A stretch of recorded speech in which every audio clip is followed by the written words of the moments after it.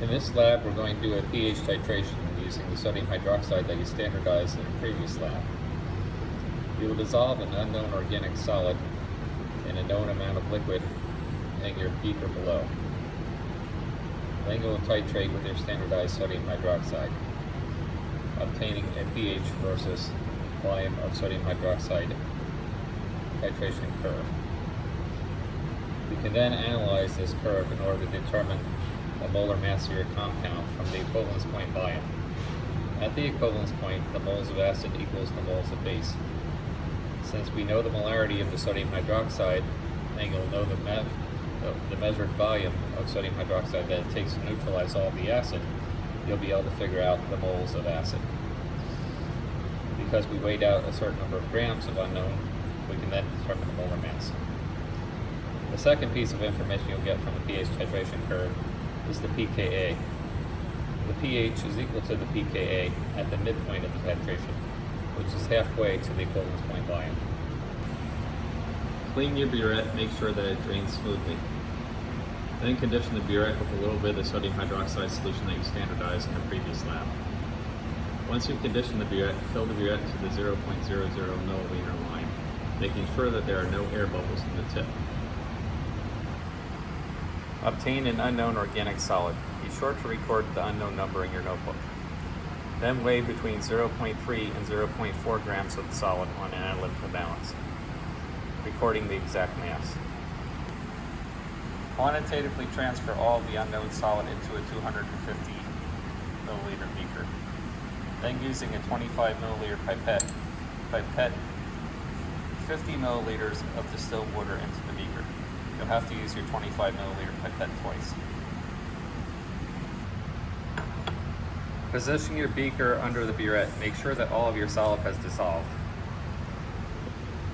Because sodium hydroxide can react with carbon dioxide in the air to make sodium carbonate, cap the top of your burette either with a plastic cap or a small beaker so that it minimizes the amount of air that gets into the solution. Using a departmental laptop, plug the LabQuest Mini into the USB port of the computer. Make sure the other end of the USB connection is attached to the power outlet on the LabQuest Mini. Then attach your pH probe into channel 1 on the back of the LabQuest Mini. Open the Logger Pro software on your computer. From the experiment menu, choose Calibrate. LabQuest Mini. On the pop-up dialog box, click the check next to Calibrate Now. In the box under reading number 1, enter 7.00 as the pH.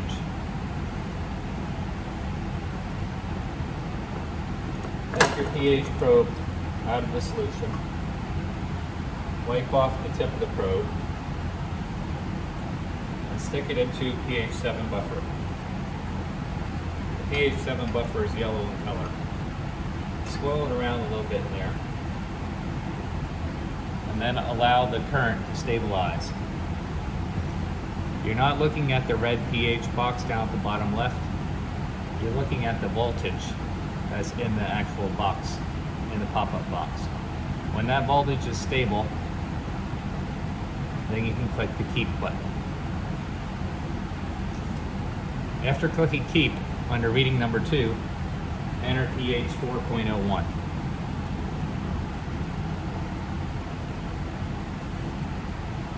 Take your pH probe out of the pH 7 buffer, wipe it off,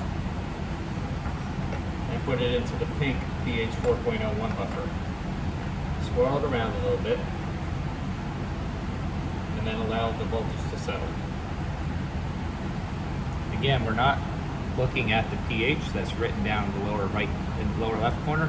We're looking at the voltage that's in the pop-up box.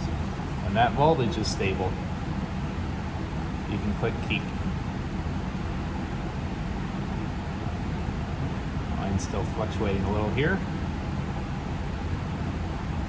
Okay, now it looks stable. So I click Keep. Then you can click Done. Now you've calibrated your pH meter. Wipe off your pH probe and put it into the beaker that you're going to use for your titration. Unlike most experiments when you never want to pour anything back into the stock bottle, it's okay to pour the buffer solution back into the buffer bottle. Next, we're ready to set up the experiment. Under the experiment menu, choose data collection. On the pop-up box, change the type of mode into select events with entry. For the column name, enter volume.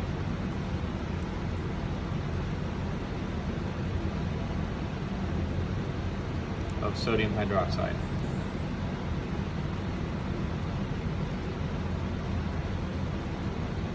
For the short name,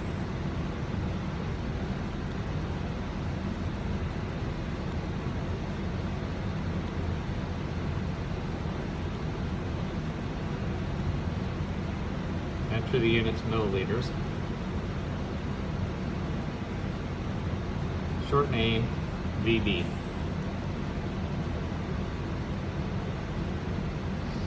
Then click Done. To begin your experiment, under the experiment menu, choose Start Collection. Place the pH probe in the beaker containing your dissolved organic acid. Once the pH is stabilized, you can click Keep.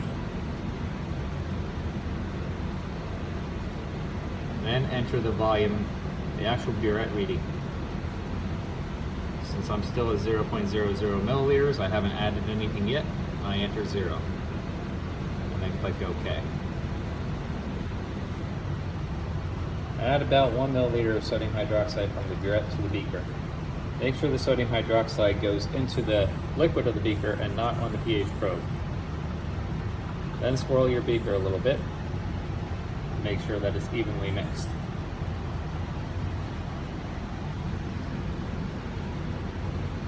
Once the pH reading has stabilized, click the Keep button. Recognize that the 100th decimal place is probably never going to stabilize, so you should record your first reading within about 5 seconds after swirling the mixture. Click Keep. Then read your burette and enter that into the box and click OK.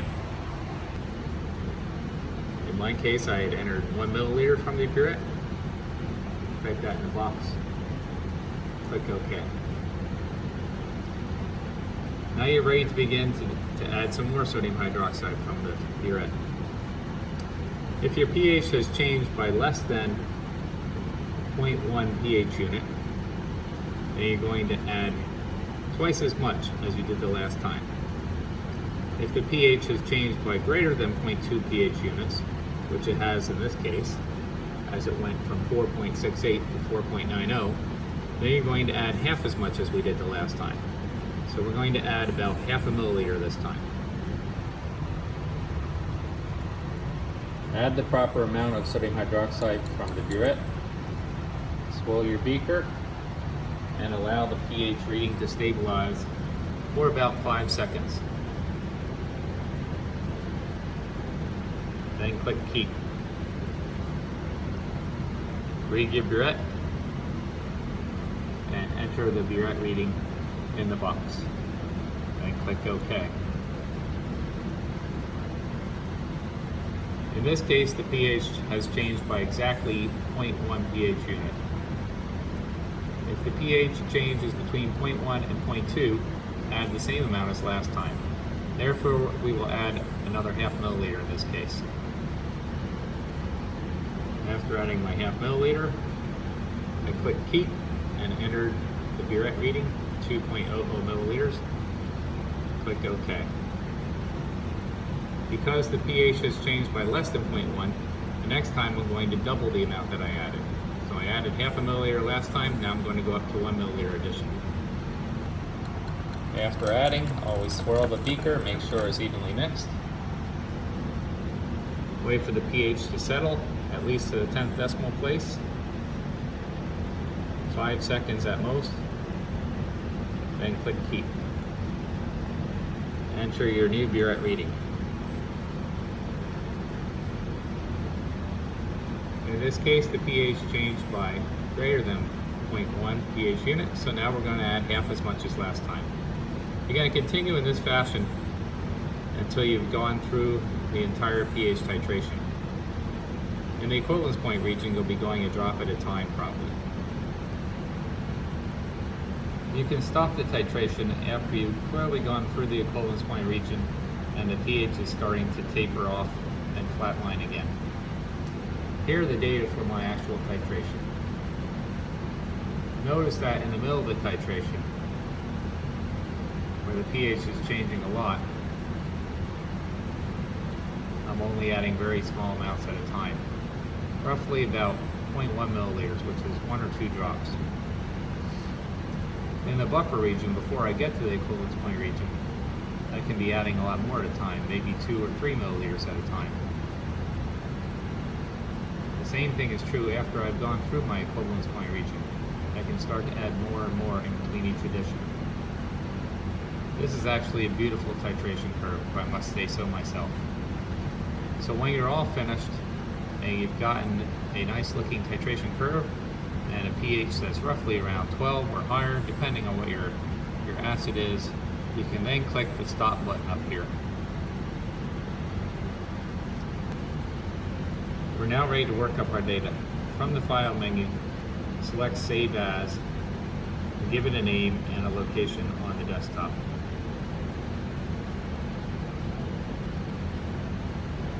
Click anywhere on the graph. Select Graph Options.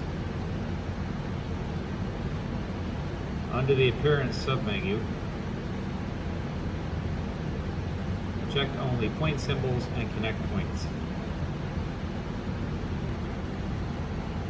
Under the axis options, make sure that your X value is 50. Then click Enter. Your pH titration curve will look something like this now, showing your actual data points connected by a smooth curve. From the Analyze menu, choose Tangent.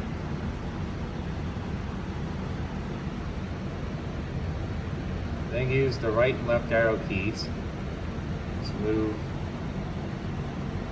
or your cursor to move the tangent across the titration curve. You're trying to find where the slope is the steepest.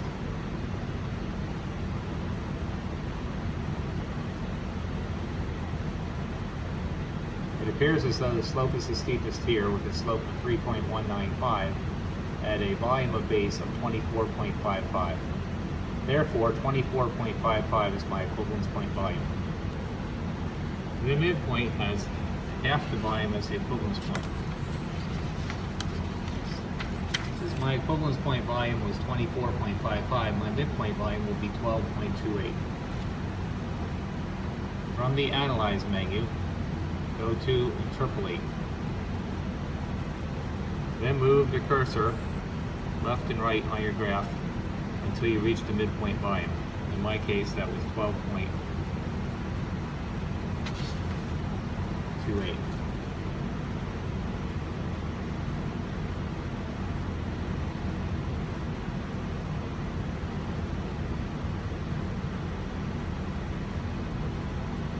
The pH at the midpoint volume is equal to the pKa. This is roughly my midpoint volume, so my pH here is 5.838. This would be the pKa of my acid. Last, we want to save our data in an Excel spreadsheet. Highlight the data from the data column.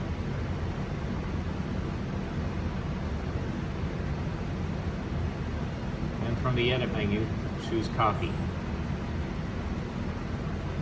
Open an Excel spreadsheet.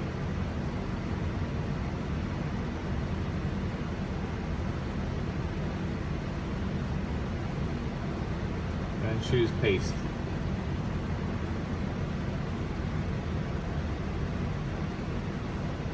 Save your Excel spreadsheet to the desktop.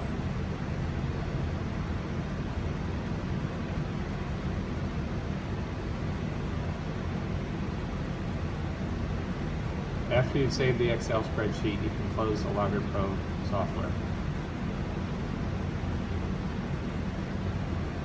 Then be sure to email yourself the Excel spreadsheet. As soon as you close down the computer, these data will be lost, so make sure you email yourself the spreadsheet.